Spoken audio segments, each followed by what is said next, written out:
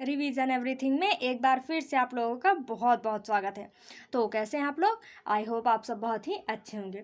देखिए, इसके पहले की वीडियो में हमने उपसौर ऑपसौर इन्हीं सब चीज़ों के बारे में देखा था। तो आज हम देखेंगे चंद्रमा और उससे संबंधित जो जो भी तथ्य हैं। ठीक है, तो चलिए शुरू करते हैं। देखिए, जो चंद्रमा है इसको पृथ्वी का जीवाश्म कहा जाता है।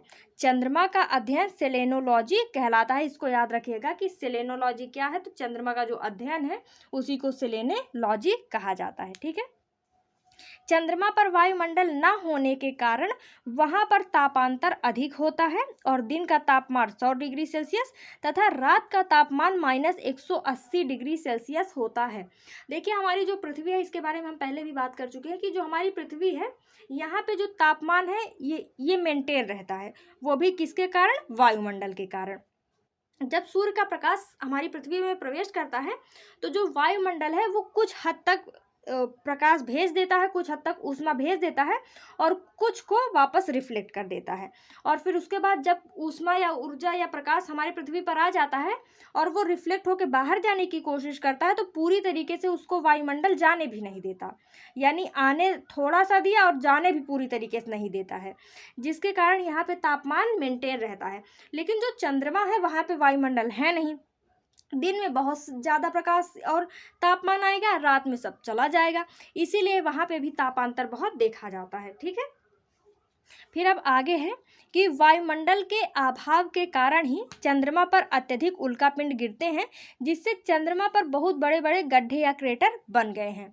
इसके बारे में हम पहले भी चर्चा कर चुके हैं कि जो हमारा वायुमंडल है ये उल्कापिंड से भी हमारी रक्षा करता है। वायुमंडल में जब प्रवेश करता है तो घर्षण के कारण उसमें आग लग जाती है और बहुत ही छोटे छोटे कणों में वो हमारी पृथ्वी पर गिरता है। लेकिन जो चंद्रमा है उस पर तो वायुमंडल है नहीं, इसीलिए जब कोई उल्कापिंड गिरता है तो अचानक से बहुत तेज से गिरता है, जिसके कारण वहाँ पे बहुत बड़े बड़े गड्ढे बन चुके हैं। और उल्कापिंड से बने जो गड्ढे होते हैं उनको क्रेटर तो बोला ही जाता है ना।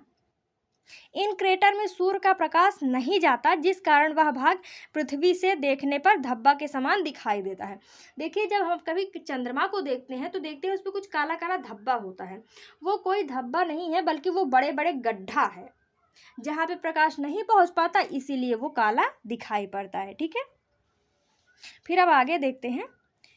वायुमंडल के अभाव में ही चंद्रमा पर ध्वनि तो उत्पन्न होगी किंतु सुनाई नहीं देती है और इसी कारण आकाश काला दिखाई पड़ता है। यहाँ पे कहने का क्या मतलब है कि देखिए, वायु जो आवाज़ है, जो ध्वनि है, उसको संचरण करने के लिए भी किसी माध्यम की ज़रूरत होती है। लेकिन चंद्रमा पर वो माध्यम है नहीं, इसीलिए अगर चंद्रमा पे आप जाके किसी से बात भी करेंगे तो भी सामने वाले को सुनाई ही नहीं देगा। ठीक है, और इसी वायुमंडल के कारण ही जो वहाँ पे आकाश है उसका रंग काला दिखाई देता है, वायुमंडल अनुपस्थित होने के कारण। ठीक है, तो अगर आपसे कभी भी पूछा जाए कि चंद्रमा से अंतरिक्ष या आसमान का रंग कैसा दिखता है तो वो काला दिखता है। अब आगे है, चंद्रमा तथा पृथ्वी के बीच औसत दूरी 3,84,000 किलोमीटर है। यहाँ से प्रकाश के आने में 1.3 सेकंड लगता है। तो दूरी याद रखिएगा, 1,84,000 किलोमीटर। और सूर्य और पृथ्वी के बीच 15 करोड़। ठीक है, 15 करोड़ किलोमीटर और इधर 3,84,000। अब देखते हैं अपभू क्या है। जब चंद्रमा की दूरी पृथ्वी से अधिकतम हो जाती है तो उसे अपभू कहते हैं। इसको आप ऐसे याद रख सकते हैं कि अपसौर जब पृथ्वी और सूर्य के बीच की दूरी अधिकतम होती है तो वो अपसौर, लेकिन जब चंद्रमा और पृथ्वी के बीच की दूरी अधिकतम होती है तो वो अपभू। वहाँ पे अपसौर, सौर यानी सूर्य से दूरी, अपभू यानी भूमि यानी हमारी पृथ्वी से दूरी है। तो इसको ध्यान रखिएगा, वो सौर है तो वो सूर्य से दूरी, ये भू है तो हमारी पृथ्वी से दूरी यानी भूमि से दूरी। अब आगे देखते हैं अपभू किसे कहते हैं। जब चंद्रमा तथा पृथ्वी के बीच की दूरी न्यूनतम हो जाती है तो उसे उपभू कहते हैं। ठीक है, फिर अब आगे है सुपरमून। सुपरमून किसे कहते हैं।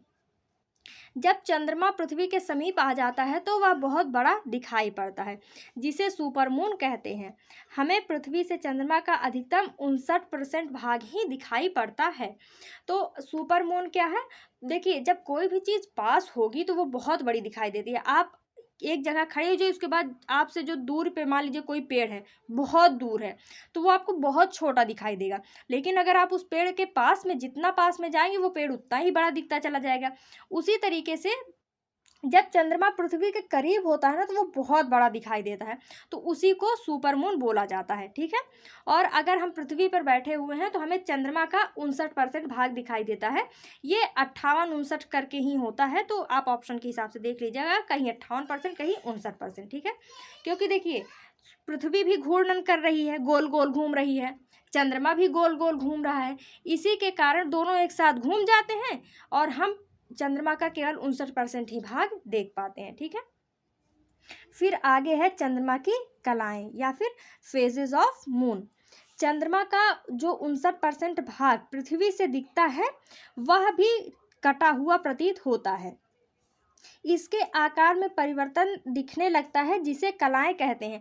अगर आप कभी चंद्रमा को देखेंगे तो कभी बहुत बड़ा दिखता है, कभी थोड़ा सा छोटा, फिर आधा दिखता है, कभी कभी गायब भी हो जाता है। तो ये जो चंद्रमा के आकार में परिवर्तन है, उसी को चंद्रमा की कलाएं बोला जाता है, ठीक है। फिर है अमावस्या या फिर न्यू मून।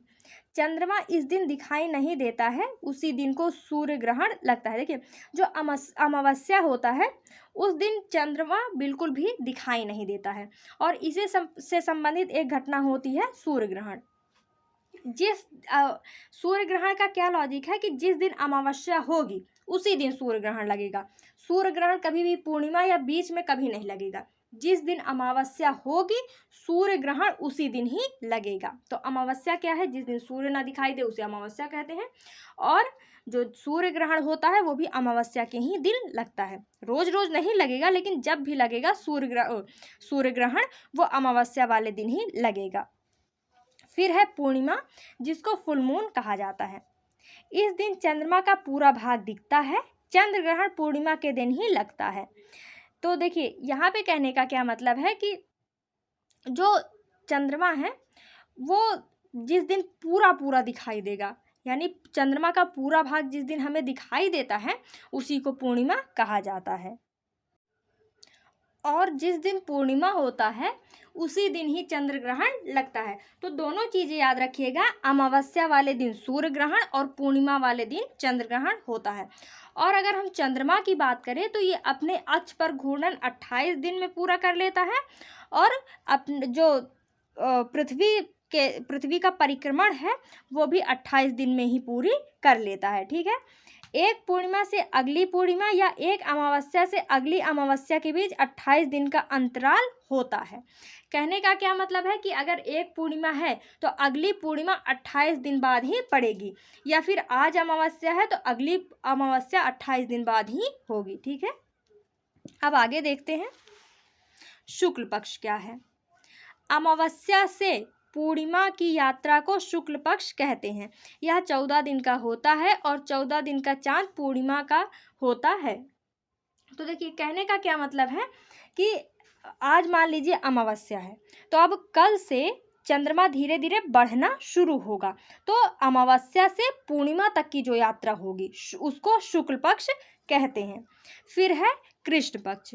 पूर्णिमा से अमावस्या की यात्रा को कृष्ण पक्ष कहते हैं। यह भी 14 दिन का होता है।